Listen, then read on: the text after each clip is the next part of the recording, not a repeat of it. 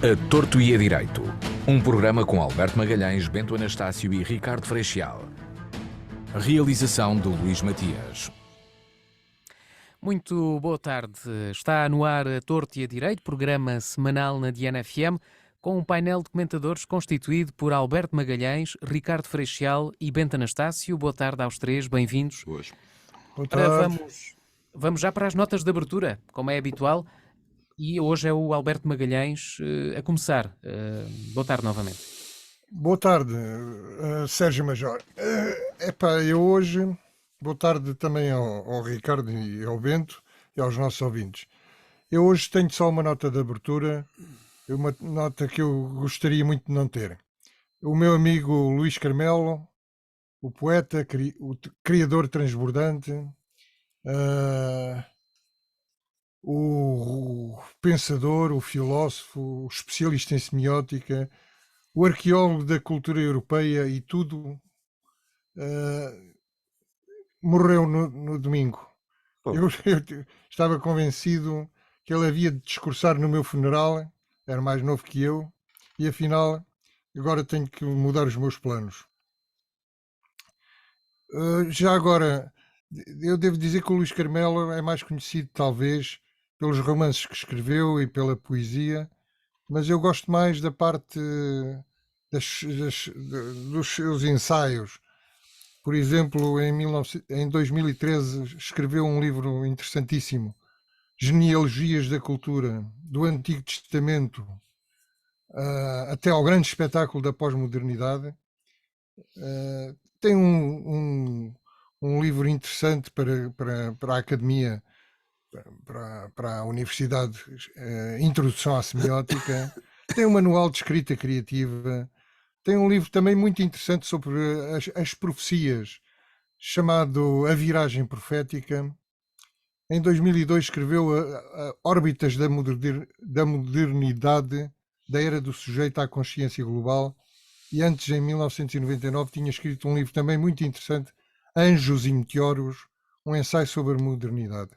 Isto dá uma pequena ideia do que é a obra do Luís Carmelo, que na vida do dia a dia era um benfiquista exaltado e um ótimo companheiro, sempre bem disposto e transbordante de energia criativa, como eu disse ao princípio. Aqui ficam os meus sentimentos para a família e adeus, Luís Carmelo. Segue-se a nota de abertura do Ricardo Freixal. Boa tarde, Ricardo. Boa tarde, Sérgio Major. Boa tarde e bem-vindo ao nosso programa. Uma boa tarde ao Alberto Magalhães, ao Bento Anastácio, a todos os ouvintes. E junto-me à nota de pesar do Alberto Magalhães, eu recordo os irmãos Carmelo, na altura do pós 25 de Abril, como ativistas na altura, políticos com posições por vezes muito extremadas, mas quer dizer, ninguém diria que depois, pelo menos eu não os conhecia de perto, mas ninguém diria que depois o Luís Carmelo ia deixar-nos a obra que nos deixou. A minha nota de pesar, as minhas condolências também à família e a todos nós, e acho que a literatura e todos nós ficámos mais pobres. Mais uma questão. A outra questão é, não é que queixar-me do tempo. Nós, quando não temos nada que falar, falamos do tempo. Não quero também com isto dizer que, enquanto agricultor, não estou habituado no Mediterrâneo a irregularidade climática que nos remete muitas vezes para anos secos, outras vezes para anos irregulares, sobretudo, porque são sempre irregulares. Isto não me remete também para pedido nenhum de nada, a não ser que, porque acho que há necessidade de uma intervenção superior.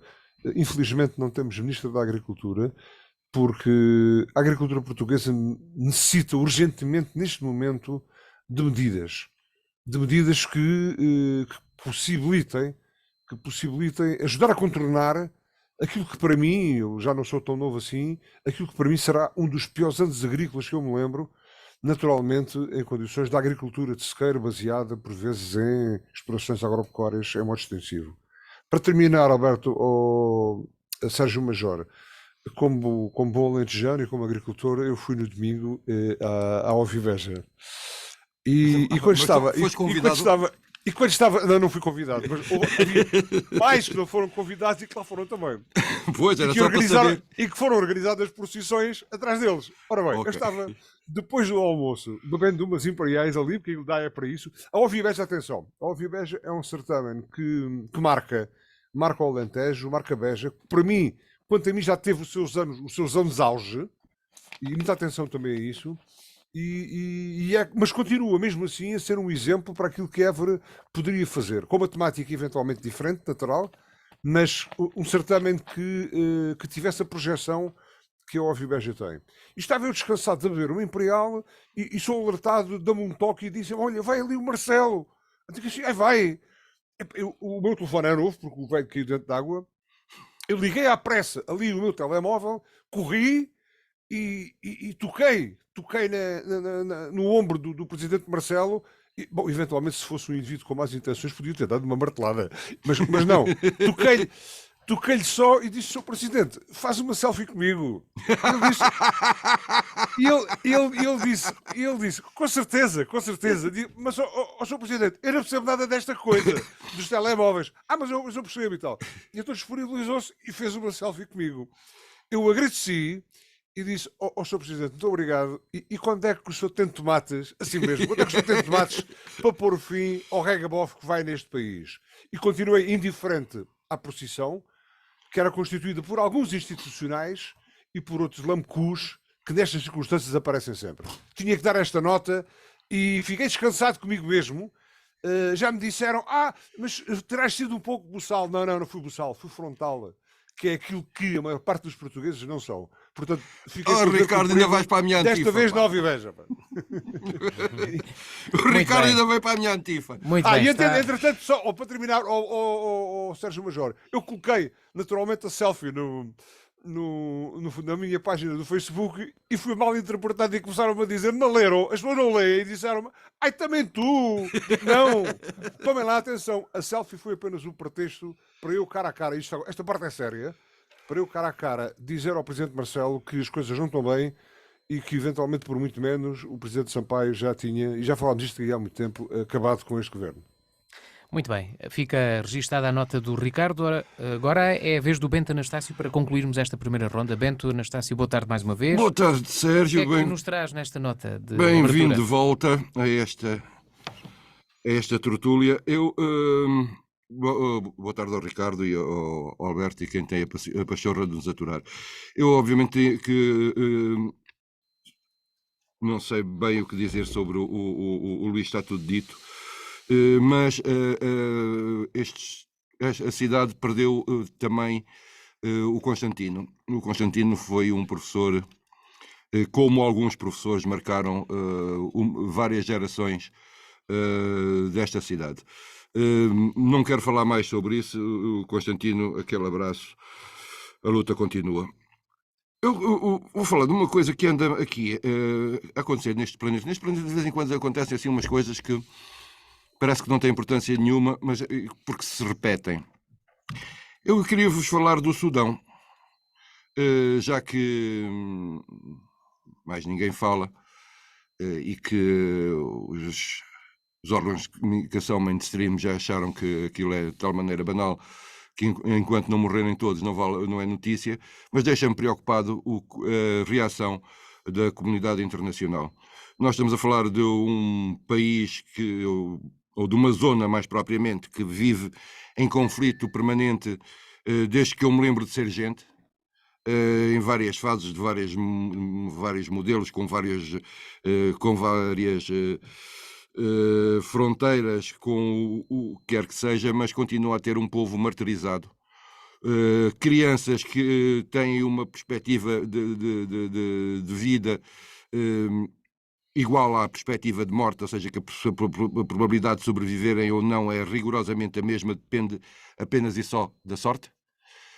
Vai chegar os tempos mais complicados das chuvas torrenciais para aquela zona, grande parte das estradas vão ficar cortadas, já que as pontes já foram todas destruídas, as poucas que havia. Não há aeroportos por ali espalhados para deixar o que quer que seja. E a comunidade internacional está-se pura e simplesmente marimbando, desculpem a expressão, para o povo do Sudão. Não sei se é por ser longe, não sei se é por serem pretos.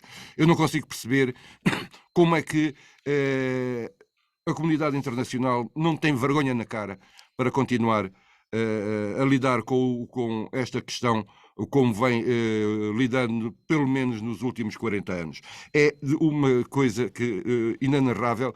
Isto faz-me ter como quase certeza que a nossa espécie, o Homo sapiens, foi um erro no processo normal de crescimento e desenvolvimento e progresso deste planeta. Nós, de facto, somos uma espécie que, quanto mais depressa se extinguir, tanto melhor. E depois, e pronto, ficarei por aqui, porque o resto das questões vinham com o 1º de maio e ficarão para a seguir. Muito bem, vamos lá então para o primeiro tema, que no fundo é o tema que tem marcado a espuma dos dias, a polémica em torno não só da... Enfim, é mais uma polémica que surge na sequência da Comissão Parlamentar de Inquérito à TAP, desta vez relacionada com a reunião preparatória para... uma reunião preparatória com a ex-CEO da TAP, Christine Ummier-Weidner, com membros do PS e do Governo, e desta vez há contradições entre o Ministro das Infraestruturas, João Galamba, e um seu ex-adjunto em relação a apontamentos que o Ministro diz que não sabia, que tinham sido feitos, e o adjunto diz que o Ministro sabia e que não os quis mostrar aos deputados da Comissão. O Ministro acabou por demitir o adjunto regressou ao Ministério das Infraestruturas para ir buscar o seu computador. Depois, enfim, fala-se, alguns órgãos de comunicação deram conta, e penso que o Ministro das Infraestruturas acabou por admitir a intervenção do SIS, dos Serviços de Informação. Foi o Ministro que falou disso. Exatamente, dos Serviços de Informação e Segurança para a recuperação do computador. O Primeiro-Ministro ontem falou, diz que não deu ordens ao SIS, mas apoiou no fundo a atuação do Ministro Galamba. À direita pedem-se eleições antecipadas, e pronto, e tem sido um rol de desenvolvimentos grande de vários aspectos. E eu começava pelo Alberto Magalhães, começava por lhe perguntar, se acreditava que isto pudesse acontecer. Um ex-adjunto, um adjunto do próprio Ministro, e o Ministro... estas contradições... A pergunta é boa, e eu, apesar de não ser o pessimista que o Bento manifestou agora ter dentro de si, acredito já em quase tudo. Tudo é possível. Eu perguntei se acreditava porque tenho visto, tenho ouvido e do que tenho ouvido nunca aconteceu, não é? Uma situação destas, até de violência. No Ministério. Se aconteceu, não chegou aos nossos ouvidos. É a primeira vez que a gente vê a coisa ao vivo. Não sei se já teria acontecido, mas secretamente. Mas desta vez é publicamente, não é? Bem, isto é melhor fazer um historial para a gente perceber onde é que estamos, não é? Porque isto num certo sentido, é o caso TAP. Mas novela TAP. É novela TAP. Só que isto não é bem a novela TAP. A novela TAP é uma subnovela da novela PS, com maioria absoluta.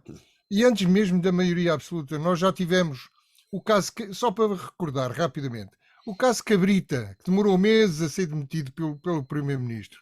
O caso Miguel Alves, convidado pelo Primeiro-Ministro para ser o seu secretário de Estado adjunto, constando como arguido num processo e tendo outro processo em vias de ser constituído, precisamente por ter comprado um pavilhão inexistente por 300 mil euros. O caso do anúncio de Pedro Nuno Santos e da sua humilhação pública, o anúncio de que o aeroporto já estava decidido, que ia ser aqui e ali e mais nada, sem conhecimento do Primeiro-Ministro nem sequer do Presidente da República. O caso da Secretária de Estado da Agricultura, o caso do Hugo Mendes, e agora vamos para a TAP, do Hugo Mendes, Secretário de Estado das Infraestruturas, a exigir à CEO da TAP e ao seu Presidente do Conselho de Administração que usassem como único canal entre a TAP e o Governo o Ministério das Infraestruturas. Depois vem o caso do despedimento de Alexandra Reis com a autorização do Ministro por WhatsApp, a autorização da indemnização de 500 mil euros. Depois o Ministro e o Secretário de Estado, tendo dado autorização por WhatsApp, negaram saber do caso e saber da indemnização. Depois perguntaram, o Ministro das Infraestruturas juntou-se ao Ministro das Finanças para perguntar à TAP o que raio se passava. E já agora forneceu o Secretário de Estado, Hugo Mendes, para ajudar a TAP a responder, a escrever a resposta. Depois temos o despedimento da CEO e do Presidente do Conselho de Administração, Manuel Beja, com justa causa, juridicamente blindada. Juridicamente blindado esse despedimento, segundo Fernando Medina. E blindado em quê? Num parecer jurídico que não existe e em recomendações jurídicas que são posteriores ao despedimento. Depois vem Ana Catarina Mendes e Mariana Vieira da Silva falar do parecer e dizer que era uma questão que logo a seguir de ser desmentidas pelo Fernando Medina. E depois vem Mariana Vieira da Silva dizer que falar em parecer era apenas uma questão semântica. Quem diz parecer diz um conjunto de documentos.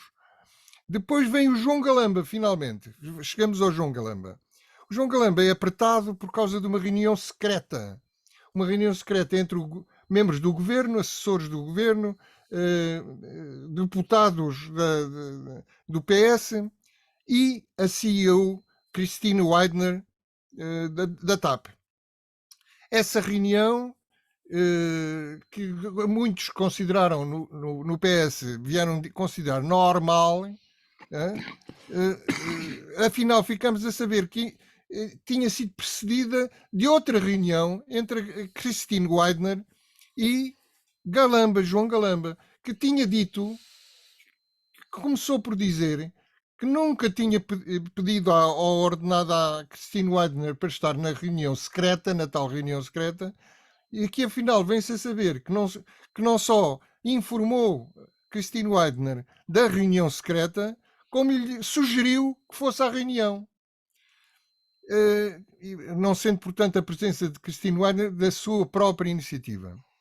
Depois somos informados que existe um adjunto de Galamba, Frederico Pinheiro, que já agora é muito interessante, tem um percurso muito interessante, porque de janeiro de 2013 a março de 2014 foi assessor do Bloco de Esquerda na Assembleia da República, pela mão de Ana Drago, que era nessa altura deputada do Bloco de Esquerda. E somos informados que esse jovem promissor esteve a tirar notas na tal reunião secreta, mas certamente por um caso de doença mental, doente da cabecinha, recusou-se durante 2 meses, parece-me, a fornecer as suas notas da reunião ao ministro, ou por pura maldade ou por doença mental, para que este pudesse informar devidamente a Comissão Parlamentar de Inquérito, à TAP. Somos informados que, ao ser demitido por Galamba, teve um surto, talvez psicótico, foi ao Ministério buscar o computador cheio de segredos de Estado, bateu nas mulheres do gabinete, atirou a bicicleta contra as vidraças e saiu do edifício com a ajuda da PSP. É Isso extraordinário. a saída da PSP com a saída, com o apoio da PSP é a cereja no topo do bolo. É a cereja no topo do bolo.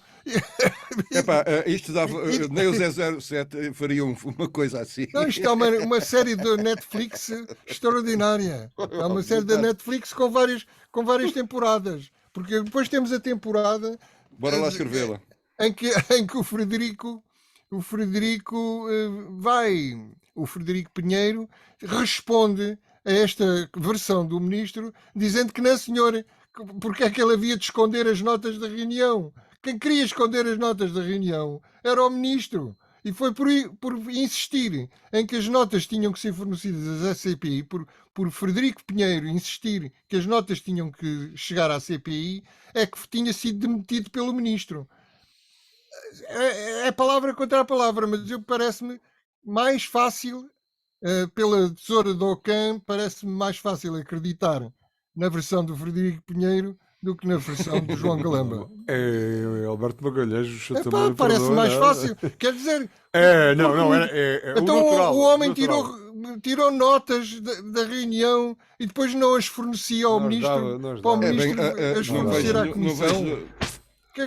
Que sentido é que isto tem? Não tem sentido absolutamente nenhum. Mas isso só ser que teria estivesse- sentido se alguma coisa dessas fizesse sentido. Quer dizer, no molho das neiras, nos churrilhos disparados, queres que alguma coisa faça sentido. Epá, porra, tu também devias ter um bocado mais de bom senso. Por que raio de cargas d'água é que havia de haver bom senso, havia de haver lógica nesta coisa? Não tem lógica nenhuma. Portanto, ser isso ou ao contrário, há rigorosamente as mesmas probabilidades, pá. Muito bem, vamos Não, então agora a palavra. Sim, para concluir. Deixa-me só esta lembrar que primeira isto ronda. acaba com o ministro a fazer uma conferência de imprensa em que despoderadamente diz que usou o SIS, que informou o SIS e que o SIS foi à casa do Frederico Pinheiro buscar o computador. O que é que. Completamente ilegal, completamente desproporcionado, completamente despoderado, porque o ministro nem devia falar no SIS em público, digo eu. Ricardo Freixal, o Alberto acredita mais no Frederico Pinheiro e o Ricardo? Sérgio João, eu primeiro remeto-me também para. Já agora, se me dá a oportunidade, eu também quero responder, tal como o Alberto Magalhães respondeu. O senhor acreditava que isto era possível? Não. não, mas sim. Não, mas sim, porque o Alberto Magalhães relatou aqui muito bem toda esta história, triste história. Porque isto quer dizer, isto era os danos de vontade de rir aqui, mas isto são assuntos muito sérios e diz-nos de como é que as coisas andam entre aqueles que tinham por obrigação governar-nos. Portanto, o rei vai mesmo nu, não é? Vai mesmo nu. E neste momento o rei vai nu e está toda a gente a ver que o rei vai nu, menos quem devia e quem devia tomar uma atitude. E portanto, ouça, isto é tão anormal, é tão estranho, tão de nível baixo que quer dizer, não é expectável. Ouça, o que é que eu digo? Eu também, quando eu disse ao Alberto Magalhães já está a ser mau também, está. Não, naturalmente que acredito, porque o passado também e a postura pública enquanto governante ou para governante do João Galamba não abona nada em favor dele, não é? E então eu acredito que é capaz de haver alguém no meio disto tudo que, enfim, que não tenha as culpas todas. E portanto, isto é como tudo, quer dizer, naturalmente que quem foi demitido foi o adjunto, porque o António Costa não vai demitir ninguém, não demite ninguém, deixa andar. E começam por cair os mais pequenos. Quer dizer, se fosse das equipas de futebol, caiu o adjunto do treinador, depois caiu o treinador, só depois é que o presidente era posto na rua. E nós estamos um pouco nessa conjuntura. Portanto, isto é muito mal. E depois outra coisa. O Alberto Magalhães disse também, como tem razão. Isto é aquilo que nós sabemos. Isto, por qualquer razão, chegou até à opinião pública, até ao público em geral, até ao povo. Quer dizer, acredito que pela falta de governação e pela falta de medidas e e pela atitude muitas vezes despodurada, sei lá, são os ministros, são os adjuntos dos ministros, é todo o pessoal envolvido, isto é muito mau. E depois, Sérgio Major, o senhor tem cá andado nestes programas, mas isto remete-nos sistematicamente para a discussão, e os noticiários e todos estes governantes e adjuntos de governantes e secretários de Estado, anda tudo entretido em resolver estas rábulas. E de concreto, esta rapaziada não tem tempo para nada e não nos surge nada. E quando eu na nota de abertura disse, atenção, ouça, estamos perante uma situação grave enfim, na nossa agricultura, que em algumas regiões pode ter que ver também com o ambiente, e tem que ver sempre com o ambiente, porque a agricultura tem que ver com o ambiente, tem que ver se calhar com a falta de água para as pessoas, eventualmente, bom, não porque as barragens ficaram cheias, mas podem haver questões muito graves do ponto de vista alimentar e das economias familiares, não só da agricultura feita com expressão e em cadeia, mas das agriculturas familiares que dependem muito, por vezes, de algumas pequenas produções, que podem estar em perigo, estão em perigo neste momento, e não temos Ministro da Agricultura sequer a lamentar isto, não temos órgãos a tomarem posições, pelo menos, enfim, olha, que abordem publicamente a questão. E isto é transversal, isto passa-se com o Ministro das Infraestruturas e com o adjunto do Ministro das Infraestruturas, e passar-se-á, enfim, noutros ministérios, só que se calhar com contornos diferentes, e nós nem sequer sonhamos que acontece, mas o que acontece, e já vamos depois para a segunda parte do programa, o que é que por milagre o PIB sobe, eu não sei como, se calhar por força de todos nós que não deixamos de cumprir o nosso papel enquanto interventores na comunidade, mas neste momento isto é mal frequentado, o nosso governo é mal frequentado, está mal frequentado, está mal composto, não precisa sequer de ser refrescado, precisa de acabar e de ser completamente remodelado, e isto tem que levar um rumo porque não serve. E portanto, Sérgio Major não acreditava, mas aconteceu, e para mal de todos nós, não é? Bento Anastácio, o Ricardo falava aqui que perante esta polémica quem devia tomar uma atitude não toma. Referia-se naturalmente, obviamente à dissolução do Parlamento e eleições antecipadas, não é? Eleições antecipadas. Bento Anastácio, é motivo para isso? Nós tivemos eleições há pouco tempo. Não me parece que eleições neste momento fossem clarificar de forma muito diferente a coisa. Penso que não seria que o mais certo seria provavelmente o PS ganhar as eleições sem maioria absoluta. Veríamos depois se o PSD se iria juntar ao Chega se chegasse, e essas coisas todas, mas eu penso que neste momento não é ainda o caminho. Penso que uma coisa é facto é que este governo deveria ter sido demitido. E o Presidente da República pode demitir este governo sem convocar eleições. E essa é a única solução que eu vejo neste momento. Já não há remodelaçãozinha que diga. Inclusive, isto disse o Presidente do Partido Socialista, que isto tinha que levar outro caminho. Portanto, o que nós vemos é que nós temos um gabinete. Eu não chamo isto um governo, porque nós não temos, de facto, um governo. Nós temos ali umas pessoas que vão tentando levar o barco a bom caminho. Vai depois a Mariana, que é a tapar furos, e a tapar furos, e depois há quem se divirta a dar tiros no porta-aviões. E são tantos, e são de tal calibre, que eu não me parece que isto seja já algo que não esteja devidamente preparado. Acho que neste momento o PS escolheu o caminho do suicídio que é deste governo. Não encontra outra solução, não encontra outra explicação para, em tão pouco tempo, ser capaz de fazer tanta asneira. A não ser também que haja algum prémio clandestino ou secreto lá entre os governantes deste mundo, dizer, pá, quem fizer maiores asneiras em menos tempo ganha uma ilha num sítio qualquer. É a única justificação. Eu não consigo perceber como é que não há, no mínimo, dos mínimos de coordenação neste governo. Como só há uma pessoa, duas, que fazem coordenação neste governo. Faz de uma parte do governo a ministra adjunta e do restante do governo, incluindo depois esse quintal grande. Isto não é propriamente um quintal, é já uma herdade de coisa que se veja da Mariana Vieira da Silva. Do resto, é tudo, está tudo na dependência direta do Primeiro-Ministro, que tem um condão. Quando a coisa começa a ficar mais quente, vai de férias ou tem um problema qualquer. Antigamente, eu lembro-me do PS ter como slogan: quanto mais a luta aquece, mais força tem o PS. Agora é quanto mais a bronca aquece, mais o Costa desaparece. É assim uma coisa deste tipo, portanto eu não estou a perceber. A gente já anda aqui há muito tempo e a falar sobre estas coisas e porque eu não consigo.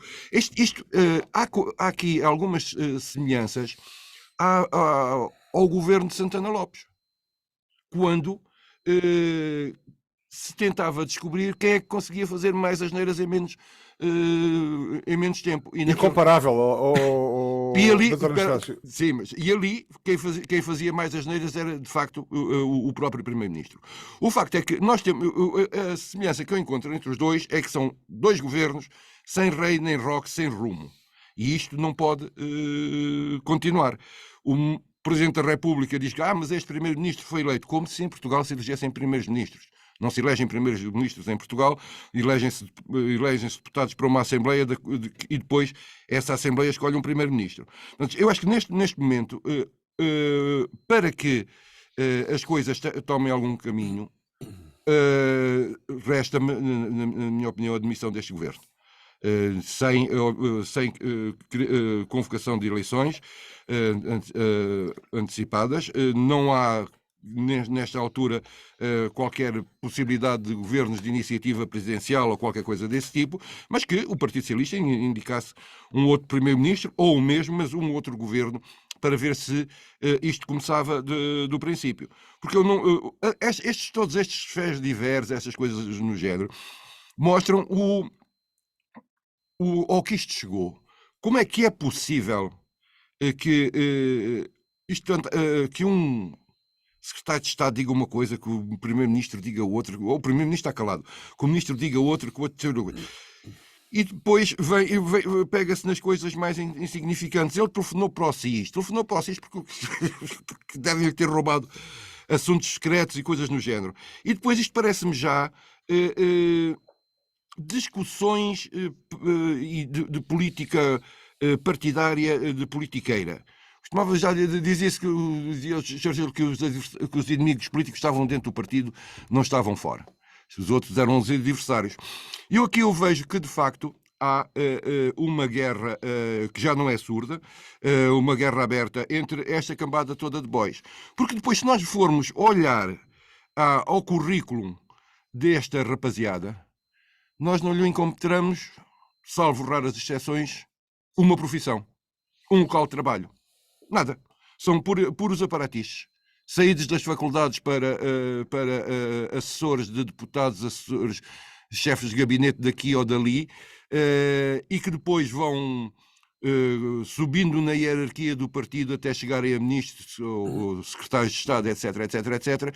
Isto, de facto, passa a expressão, uma cambada que nunca fez nada na vida, não sabe o que é o país, e ali se estão degladiando. Eu acho legítimo que uma pessoa tenha uma carreira política, que faça uma carreira política, mas faça-o como se fazem as outras carreiras.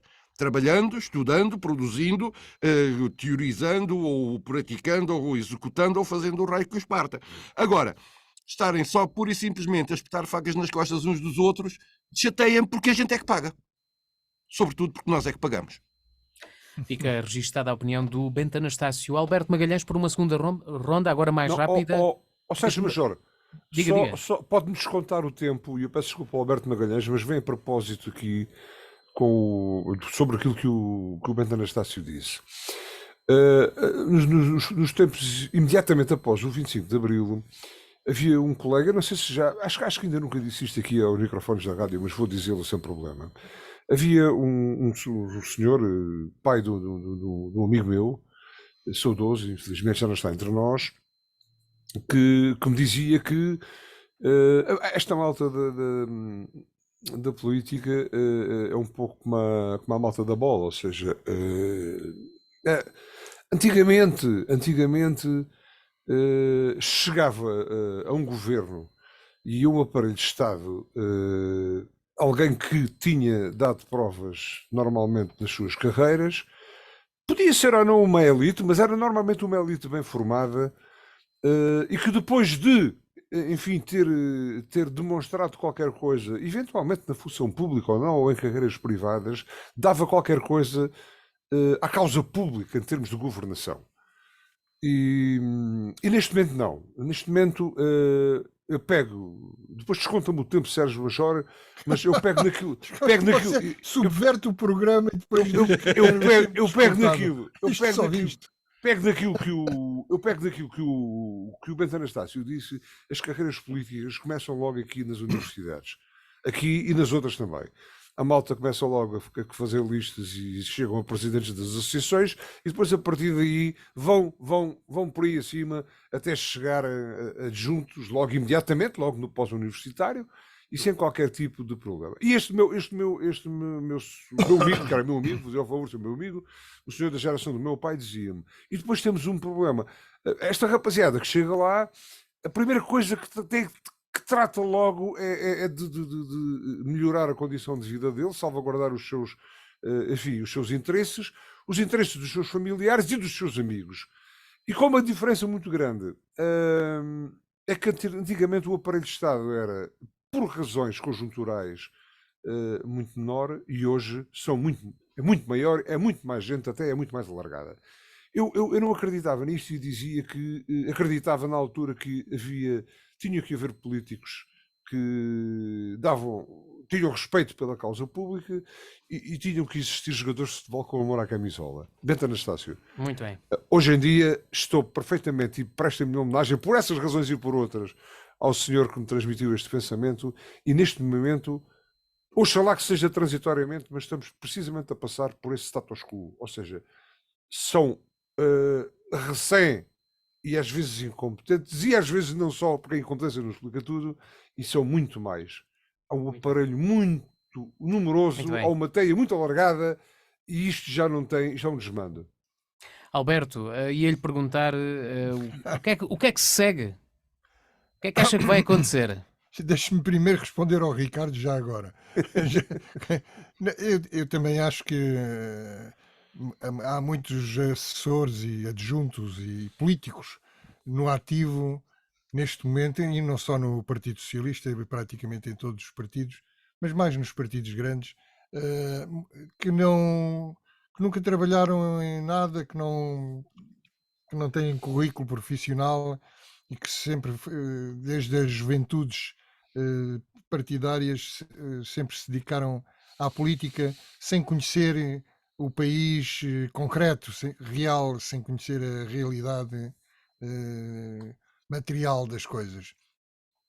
Não é o caso deste Frederico Pinheiro, porque está a ver, este Frederico Pinheiro, antes de ser assessor do Bloco de Esquerda, foi jornalista, começou, penso eu, como jornalista desportivo, foi jornalista em vários jornais, penso que o último foi o Semanário Sol, e depois disso foi para assessor do Bloco de Esquerda, na Assembleia da República. Esteve lá de 2013 a 2014. Em 2014 voltou a ser jornalista e esteve 3 anos na Antena 1. É curioso, não é? Saiu de assessor do Bloco de Esquerda para a Antena 1. E, entretanto, é preciso dizer que este rapaz tem uma bela carreira académica. Em 2008 licenciou-se em Ciências da Comunicação pela Faculdade de Ciências Sociais e Humanas da Universidade Nova de Lisboa. 6 anos mais tarde tirou um mestrado em Economia e Políticas Públicas no ISCTE, sempre o ISCTE. Em 2016 frequentava uma pós-graduação em Direito Fiscal na Faculdade de Direito.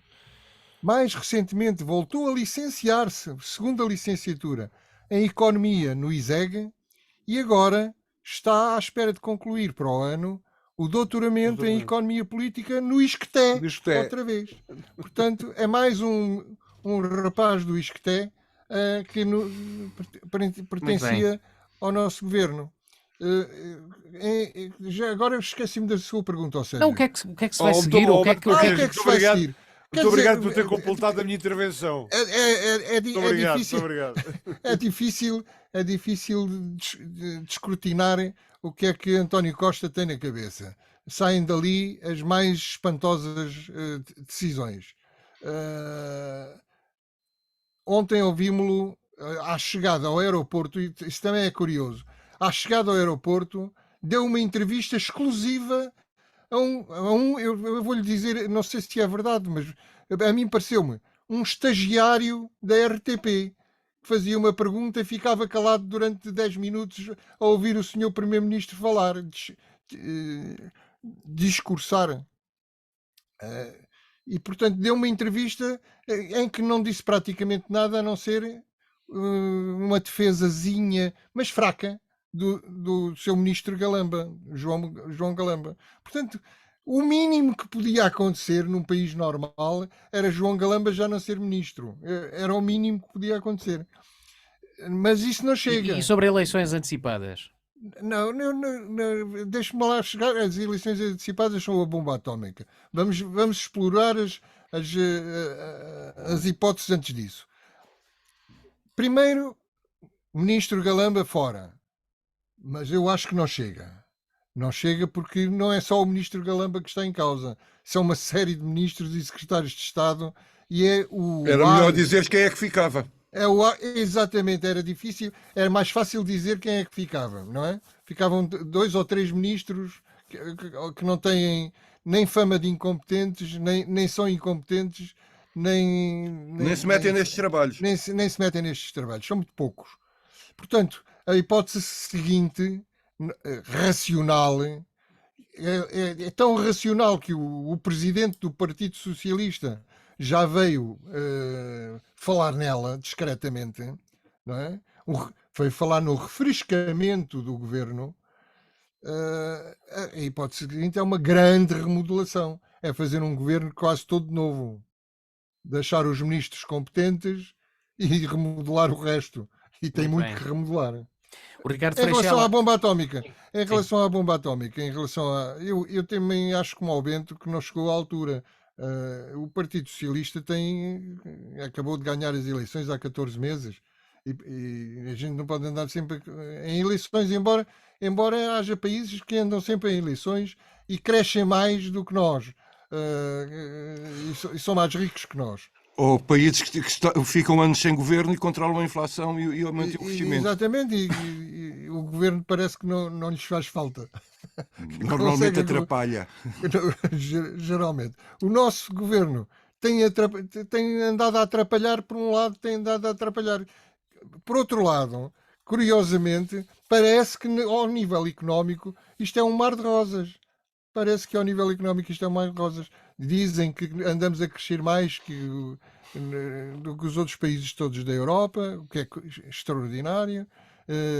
A dívida está a baixar, o déficit está controlado, há bodo aos pobres sempre que é preciso haver bodo aos pobres, sempre que a malta começa a baixar o PS nas sondagens. E, portanto, há uma temática que está a ser induzida pelo PS, que é deixem lá os casos e casinhos do governo, porque isso não tem importância nenhuma, porque o PS tem legitimidade para governar, as eleições foram há pouco tempo, e tanto quanto se percebe, o governo está a fazer um bom trabalho ao nível da economia, está a fazer um bom trabalho ao nível das finanças, portanto é de continuar. Eu acho que não há condições políticas para isso, mas para eleições também não me parece que haja. Como diz o Bento, arriscamos-nos a haver eleições e continuar a coisa tornar-se ainda pior, não é? Não haver maioria, não haver coligações possíveis, ainda caímos numa geringonça pior do que a anterior, à direita ou à esquerda. Já o Ricardo Freixel, mesmo assim, era de arriscar eleições antecipadas, já há pouco... Não, eu há pouco... Vai-lhe dar outra vez a palavra. Não, eu vou ser... Não, Não, é só, agora... Não, mas Alberto descontei o Magalhães. tempo, descontei o Estou a tempo. brincar, eu estou a brincar. Não, Fala não, mal, mas Ricardo. pode brincar, mas a primeira coisa que eu ia dizer é que ia limitar a minha intervenção, porque depois fui entretido aqui nesta conversa da rapaziada. A rapaziada percebe o que é que eu quero dizer quando falo em rapaziada, não é? Não é rapaziada amiga propriamente, é a rapaziada, a outra rapaziada. O termo boys não é português, eu gosto mais da estrangeirismo, rapaziada. Eu sim. gosto mais da rapaziada. A maltinha. Bom, de facto, Bento Anastácio, e lança discussão. Pronto, eu para mim, a solução era mais drástica, porque tenho alguma dificuldade em encontrar no atual quadro constitucional um governo que, não oriundo de novas eleições, pudesse resolver o problema deste quadro parlamentar. Digam-me lá, Bento, como é que fazia isso? O que me parece é que não haveria Pode existir, alterações grandes ao quadro parlamentar e que o país seria governado por um governo de minoria, ou do PS ou do PSD, quem ganhasse as eleições, porque não haveria possibilidades nenhumas de coligações nenhumas a tempo nenhum, e que iria cair de um momento para o outro. Portanto, não iríamos ter eleições só uma vez. Eu estou a falar é não havendo eleições, porque vocês teriam Mas uma o bomba PS tem que fazer atómica, outro não. governo. Mas o Presidente da República tem que demitir este. Tem Para explicar que isto não pode continuar assim. Está bem, mas Bento Anastácio, demitir este governo é apenas uma parte da solução. Então e o resto, depois? Alberto Magalhães, o senhor desculpa lá, mas o senhor está muito mais bem informado. Pode existir neste quadro constitucional um governo de iniciativa presidencial? Pode sempre. Pode sempre. Pode Demitir sempre. deste governo? Tem que ter apoio Tem que parlamentar. passar na Assembleia da República. Tem que passar. Ora, aí está. O que seria académico, quase académico, neste momento. Sim. Portanto, a única hipótese mesmo é haver eleições. É admitir este governo, é admitir a Assembleia, o Parlamento. O António Costa fazer uma grande remodelação, quase um governo novo. Ou então sair uma Eu não estou a geringonça. ver, não estou a ver. Não estou a ver, cara. Não parece quero homem para falar. isso, mas Com o mesmo Mas não é esse, é primeiro-ministro, aquele que ele com pode a mesma arranjar o rapaziada. primeiro-ministro que quiserem, que não arranjam ministros. Não sei, não. O Costa vai convidar quem para ministro que queira ser ministro do Costa. pois isso é um problema dele. Pois. Chegas à sociedade civil. Chegas Não, Bento. Chegas a uma universidade e dizes assim, o meus problema senhores, é- quer ser ministro do Bento, ensino superior? Ninguém. Bento, há A não ser que muita seja um boy malta- também. Bento, ora está. Há muita malta que quer ser ministro. Há muita malta que se põe ali no cais de embarque à espera do primeiro comboio que passe. Esses não, portanto, eu não quero esses. Há muita malta. Eu não quero esses, quero um gajo, desculpa a expressão, que seja ministro da Economia e que alguma vez tenha trabalhado numa empresa ou pública ou privada, ou num banco público ou privado, ou num fundo de investimento, num sítio qualquer onde as pessoas tenham que saber economia para trabalhar. Exatamente, mas esses não embarcam em Pois, qualquer governo pois, aí está o destas problema. iniciativas. Muito bem. Aí está o problema. Ora, eu vou pedir só ao Bento Anastácio, porque está em desvantagem em termos de tempo, para concluirmos este assunto. Não, eu vou aqui voltar atrás e vou aqui às questões do crescimento e destas questões. Este forrobodó que foi feito e estes foguetes todos à volta do crescimento económico e da boa saúde da economia são uma treta. Porque se nós dizer, aqui Del Rey porque baixou a inflação nos depósitos. Não baixou em mais parte nenhuma porque os produtos alimentares aumentaram 14,1%. Portanto, isto não é nenhuma saúde para a economia. Baixar os combustíveis e com a baixa dos combustíveis vem muita coisa por aí abaixo.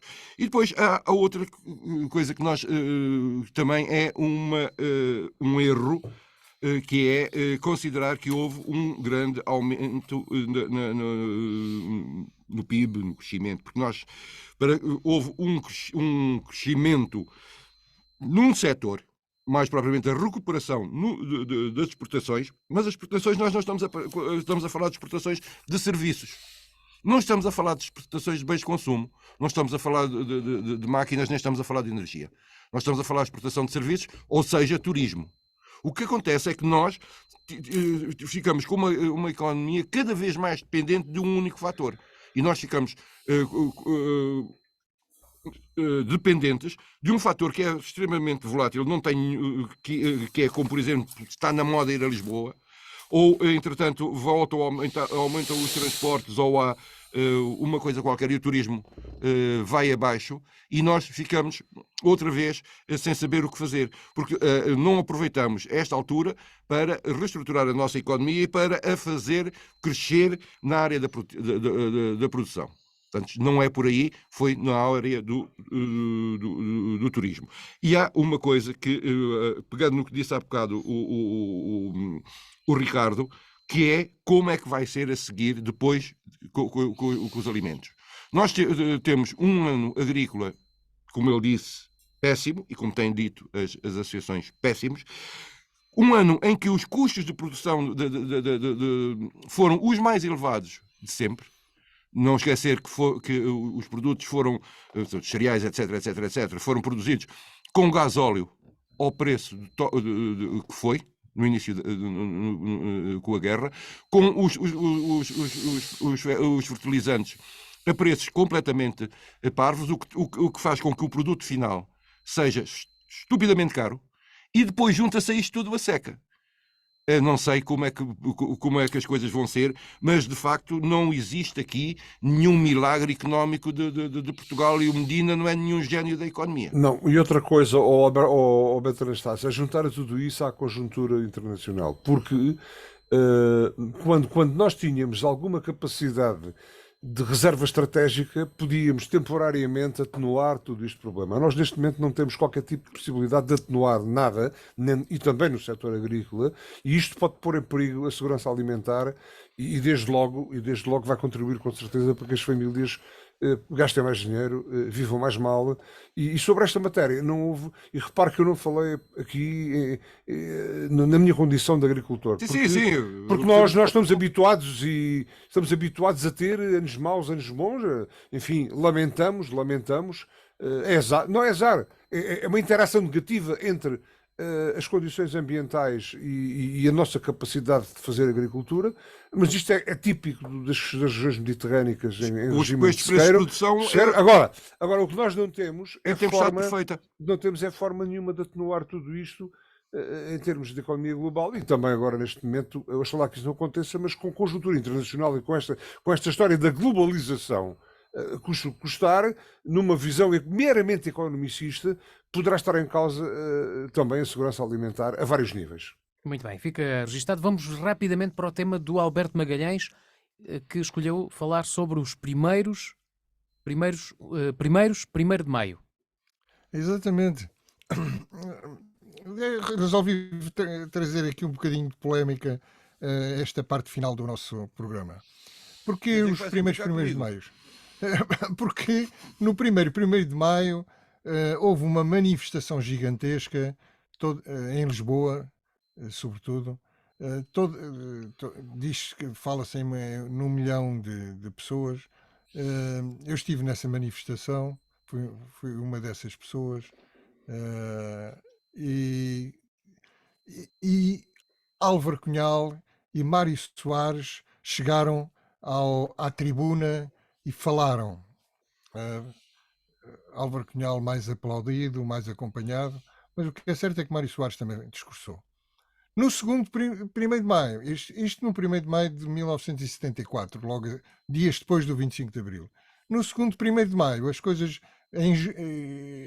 já em 1975, portanto, as coisas foram bem diferentes. Mário Soares foi impedido de chegar à tribuna, Álvaro Cunhal dominou a cena, digamos assim. Ou seja, quanto mais democracia, pior.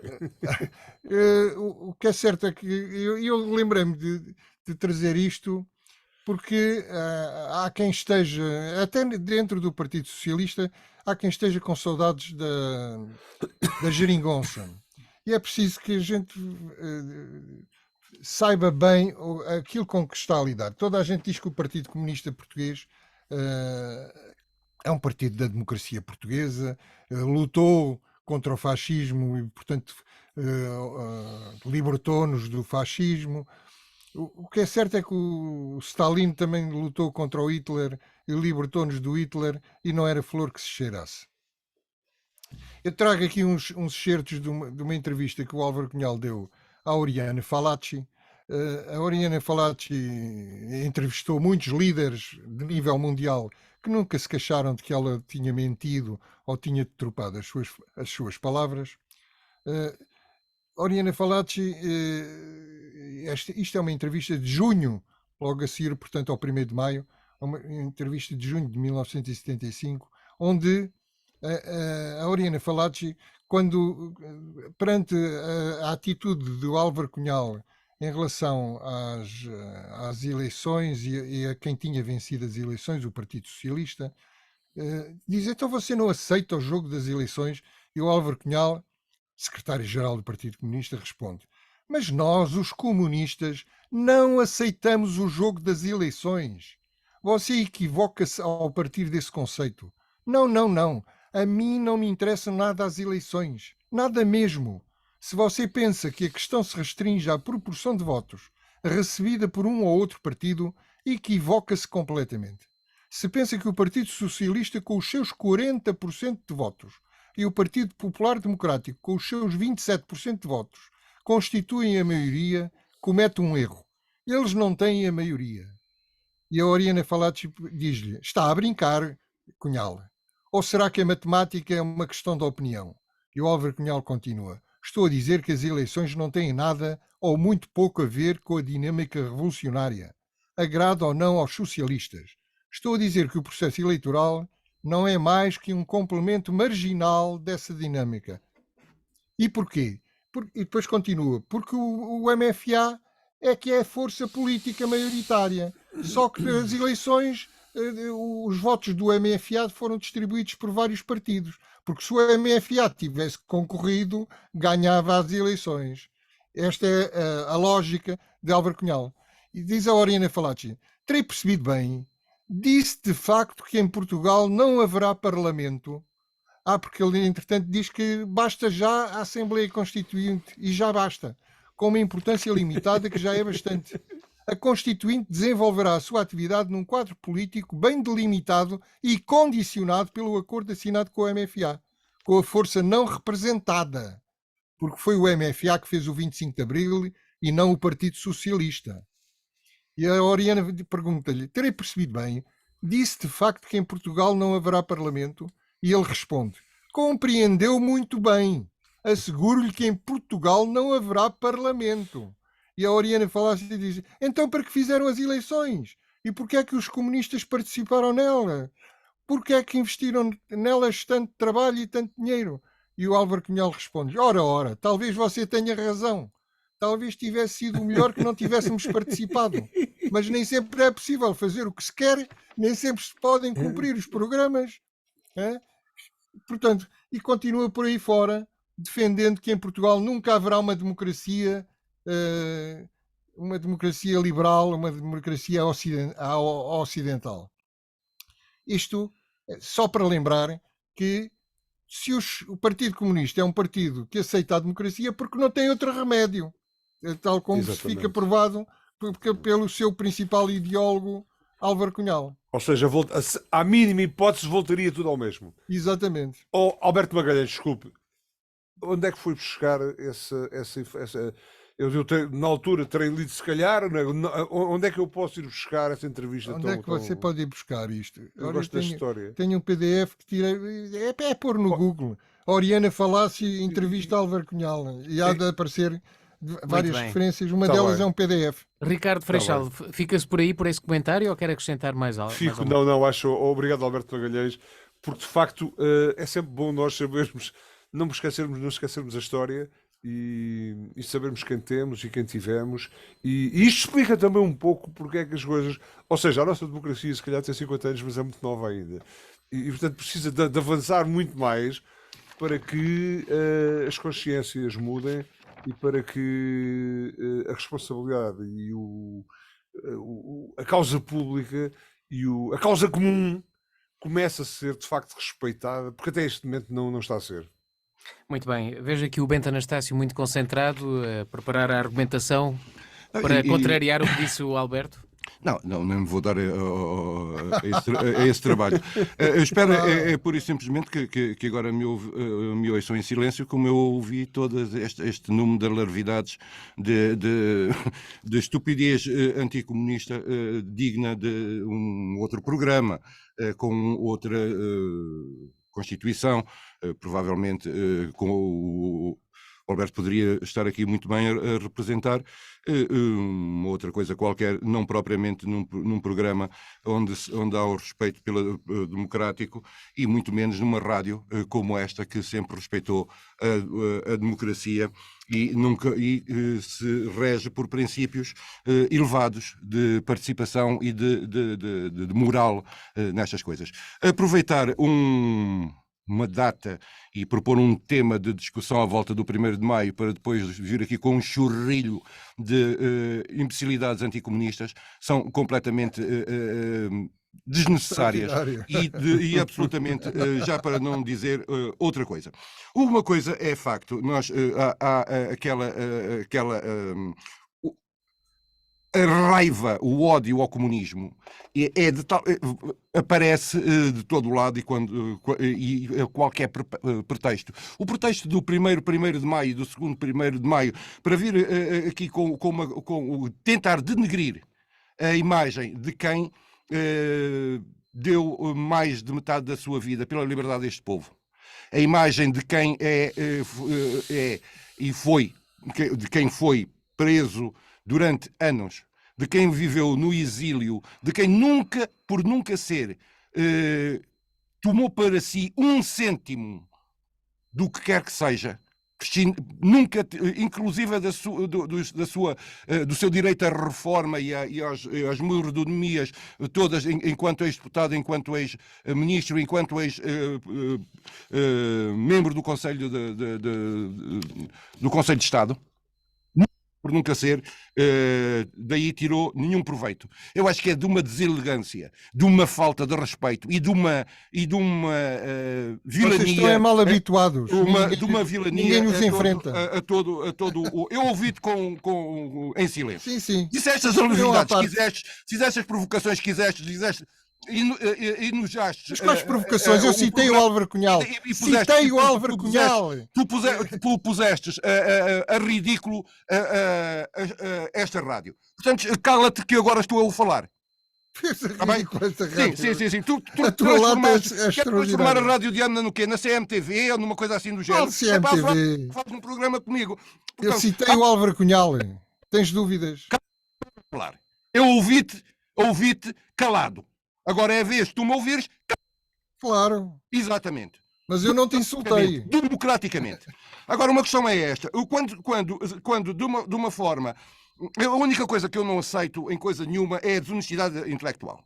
Quando se agarra em palavras de 1975, em que se está a discutir se é o processo de uma revolução, onde se está a discutir se o que brasileiro será uma democracia representativa ou uma democracia participativa, onde se está a discutir que tipo de regime se vai ter e onde se está a ter uma conversa sobre o ponto de vista teórico, vem depois aqui sujar o nome de quem é acima da porcaria da política neste país. O Álvaro Cunhal não é só um gênio, é sobretudo o protótipo de um honrado, honesto, um português dos 7 costados, de quem a história deste país um dia terá o seu lugar mais elevado do que todos esses Soares e Soarinhos e coisas do género. Portanto, é de muito mau gosto e é, sobretudo, de uma desonestidade intelectual a todo o tempo, e isso é a única coisa que eu não aceito, vir com esta conversa para que a gente esqueça todos esses rolos e rolozinhas das coisas do partido do Alberto Magalhães. Mas eu não me esqueço das coisas do partido do Alberto Magalhães e muito menos do que se tenta esconder agora. Eu fui militante do PCP durante muitos anos, não sou há muitos anos, mas uma coisa é certa. Álvaro Cunhal é um homem acima de todas estas mesquinhezes e todas as poucas vergonhas e as faltas de respeito que há neste país. Sérgio Major, diga, Ricardo. Alberto Magalhães está direito à resposta, com certeza, mas eu também gostava de dizer aqui que agradecer ao Alberto Magalhães ter-me recordado essa extraordinária entrevista. Eu lembro-me depois também do face a face entre Mário Soares e Álvaro Cunhal, o tal do olho que não, e o Alberto Magalhães estava a bocado ali, eu estava-me a lembrar do olho que não. Portanto, eu muito obrigado, Alberto Magalhães, por ter lembrado a mim e a todos aqueles que são ouvintes da Rádio Diana e deste programa, todas essas facetas representadas por Álvaro Cunhal, e que traduzem o que foi e o que eventualmente poderá vir a ser ainda a atuação do Partido Comunista Português, e lembrar ao Bento Anastácio que não estou nada de acordo com ele, e eventualmente se o Álvaro Cunhal ainda fosse vivo, e se tudo aquilo que ele queria fazer do ponto de vista político tivesse conseguido fazer, nós não poderíamos estar aqui aos microfones da Rádio Diana a dizer aquilo que estamos. Portanto, um grande viva à democracia, à liberdade de expressão, à liberdade de opinião, e porque de certeza absoluta, porque por muito menos nós fomos cerceados enquanto Álvaro Cunhal dominava o MFA e dominou este país com cerca de 7% ou 10%, ou quem quer que tenha. Eu não me lembro de ele ter sido Primeiro-Ministro. Portanto, ainda bem que cada vez a sua expressão, a expressão do Partido Comunista em termos eleitorais é cada vez menor, e é cada vez menor porque continua a ortodoxia e continua a defender coisas que hoje em dia não fazem sequer razão de dizer. Muito bem, Alberto, um comentário rápido. Tenho pouco a dizer, tenho só lembrar ao Bento que eu limitei-me a transcrever uma entrevista, algumas passagens, porque a entrevista é extensíssima. Exatamente, selecionadas e retiradas do contexto como te interessa. Evidentemente, Exatamente. tu próprio, Bento, acabaste por dar a resposta e sintetizar tudo. Álvaro, o problema é que havia uma disputa entre um caminho para o país que era a democracia representativa e outro caminho para o país que era a democracia que tu chamas participativa e que eu chamo democracia antidemocrática, porque é a democracia do Partido Único, a democracia que imperou na União Soviética e em todos os seus satélites. Lá estás tu agora estás-me a interromper. Agora já me podes interromper. E a democracia que existe na China, a democracia que existe na Coreia do Norte, e ainda existem em Cuba, ainda existem alguns exemplos ao vivo desse tipo de democracia. E o que é certo é que o Álvaro Cunhal queria instaurar aqui um regime que não era de democracia representativa.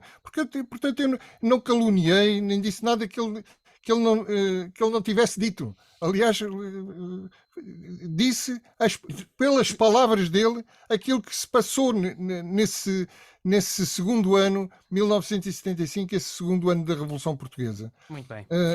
Foi preciso travá-los, e por isso é que o 25 de novembro, não tendo a importância do 25 de abril, também foi muito importante. Muito bem, fica registado, Bento. Só não sei se queres ainda acrescentar alguma coisa. Só mesmo para terminar, é a última intervenção do programa. Mas porquê? Que já passámos Porquê é que o Bento tem a última palavra? Porque é a minha vez de acabar o programa.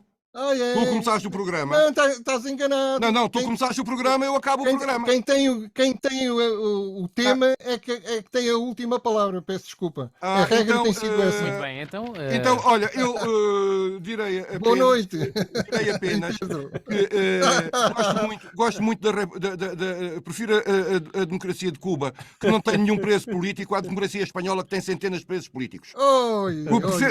Prefiro a democracia de Cuba, onde ninguém é preso por cantar, e quem canta em Espanha e diz que o rei roubou é preso. Portanto, é assim,